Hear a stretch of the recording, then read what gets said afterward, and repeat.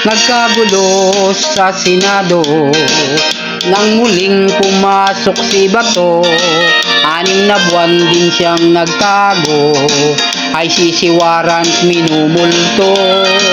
Ngunit siya ang kukumpleto sa senador na 13 upang patalsikin si Soto, gawing espisi Cayetano.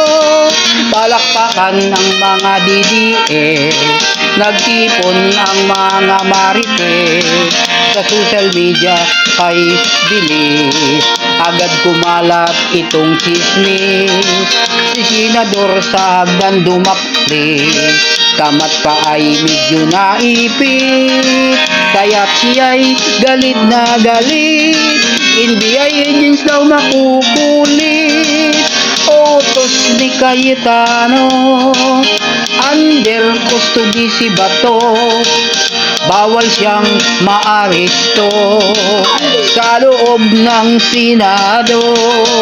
NBI rumispeto, gabi nagulat ang mundo, nagla-live si Cayetano, under attack daw ang Senado.